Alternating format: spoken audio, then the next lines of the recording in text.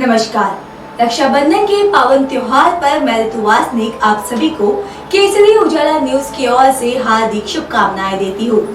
रक्षाबंधन एक शुभ त्योहार है जहाँ बहनें अपने भाइयों की कलाई पर राखी बांधती है और बदले में भाई सभी बाधाओं से रक्षा करने का संकल्प लेते हैं।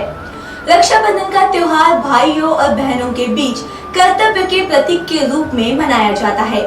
पर क्या आप जानते हैं, रक्षाबंधन को लेकर कई प्राचीन कथाएं भी है और आज हम आपको वो कथाएं बताने वाले हैं। चलिए देखते हैं।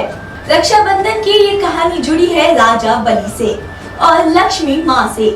राजा बलि बहुत दानी राजा थे और भगवान विष्णु के अनन्य भक्त भी थे। राजा बलि बहुत दानी राजा थे और भगवान विष्णु के अनन्य भक्त भी थे। एक बार उन्होंने यज्ञ का आयोजन किया।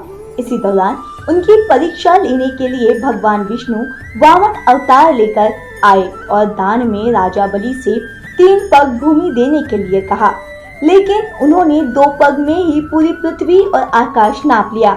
इस पर राजा बलि समझ गए कि भगवान उनकी परीक्षा ले रहे हैं। तीसरे पग के लिए उन्होंने भगवान का पग अपने सिर पर रखवा लिया। फिर उन्होंने भगवान से याचना की कि अब तो मेरा सब कुछ चला ही गया है, प्रभु आप मेरी विनती स्वीकारें और मेरे साथ पाताल में चलकर रहे। भगवान ने भक्त की बात मान ली और बैकुंठ छोड़कर पाताल चले गए। उधर देवी लक्ष्मी परेशान हो गई। फिर उन्होंने लीला रची और गरीब महिला बनकर राजा बलि के सामने पहुंची और राजा बलि को राखी बांधी। बलि ने कहा कि मेरे पास तो आपको देने के लिए कुछ भी नहीं है। इस पर देवी लक्ष्मी अपने रूप में आ गई और बोली कि आपके पास तो साक्षात भगवान है, मुझे वही चाहिए, मैं उन्हें ही लेने आई हूँ। इस पर बलि ने भगवान विष्णु को माता लक्ष्मी के साथ जाने दिया। जाते समय भगवान विष्णु ने राजा बलि को वरदान दिया कि वो हर साल 4 महीने पाताल में ही निवास करेंगे। ये 4 महीना चतुर्मास के रूप में जाना जाता है, जो देवशयनी एकादशी से लेकर देव उठानी एकादशी तक होता है। राखी से जुड़ी एक सुंदर घटना का उल्लेख महाभारत में भी मिलता है। सुंदर इसलिए क्योंकि ये घटना दर्शाती है कि भाई बहन के स्नेह के लिए उनका सगा होना जरूरी नहीं है। कथा है कि जब युधिष्ठिर इंद्रप्रस्थ में राजसूय यज्ञ कर रहे थे, उस समय सभा में शिशुपाल भी मौजूद था। शिशुपाल ने भगवान श्री कृष्ण का अपमान किया तो श्री कृष्ण ने अपने सुदर्शन चक्र से उसका वध कर दिया। लौटते हुए सुदर्शन चक्र से भगवान की छोटी उंगली थोड़ी सी कट गई और रक्त बहने लगा। ये देख द्रौपदी आगे आई और उन्होंने अपनी साड़ी का पल्लू फाड़कर श्री कृष्ण की उंगली पर लपेट दिया। इसी समय श्री कृष्ण ने द्रौपदी को वचन दिया कि वो एक एक धागे का ऋण चुकाएंगे।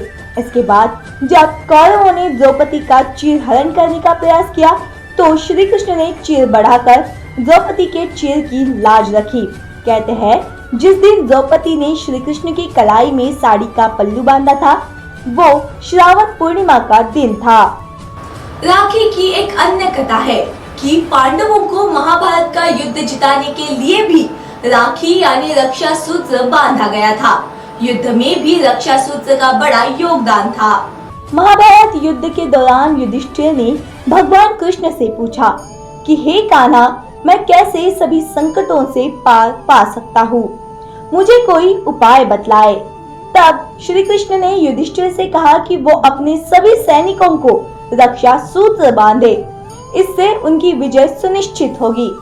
युधिष्ठिर ने ऐसा ही किया और विजयी बने। ये घटना भी सावन महीने की पूर्णिमा तिथि पर ही घटित हुई, माना जाता है ऐसा।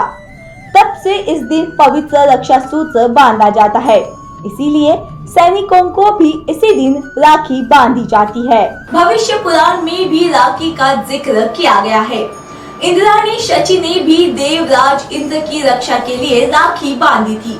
आइए जानते हैं ये कहानी। भविष्य पुराण में एक कथा है कि वृत्रासुर से युद्ध में देवराज इंद्र की रक्षा के लिए इंद्राणी शची ने अपने तपोबल से एक रक्षा सूत्र तैयार किया और श्रावण पूर्णिमा के दिन इंद्र की कलाई में बांध दी।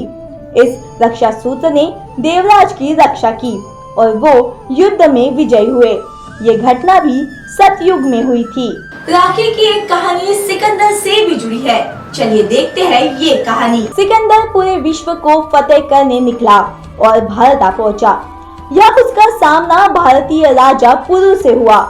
राजा पुरु बहुत ही वीर और बलशाली राजा थे। उन्होंने युद्ध में सिकंदर को धूल चटा दी। इसी दौरान सिकंदर की पत्नी को भारतीय त्योहार रक्षाबंधन के बारे में पता चला। तब उन्होंने अपने पति सिकंदर की जान बख्शने के लिए राजा पुरु को राखी भेजी। पुरु आश्चर्य में पड़ गए, लेकिन राखी के धागों का सम्मान करते हुए उन्होंने युद्ध के दौरान जब सिकंदर पर वार करने के लिए अपना हाथ उठाया तो राखी देखकर ठिठक गए और बाद में बंदी बना लिए गए। दूसरी ओर बंदी बने पुरु की कलाई में राखी को देखकर सिकंदर ने भी अपना बड़ा दिल दिखाया और पुरु को उनका राज्य वापस कर दिया। तो इस तरह प्राचीन युग में रक्षा सूत्रों के रूप में अलग अलग जगह पर रक्षा के बंधन के लिए राखी का जिक्र किया गया है और इसी हेतु हम भी राखी पूर्णिमा के दिन रक्षा बंधन का त्योहार मनाते हैं। एक बार फिर केसरी उजाला न्यूज की ओर से आप सभी को रक्षाबंधन की हार्दिक शुभकामनाएं और ऐसे ही त्योहारों से जुड़ी रोचक कहानियां जानने के लिए देखते रहिए केसरी उजाला न्यूज।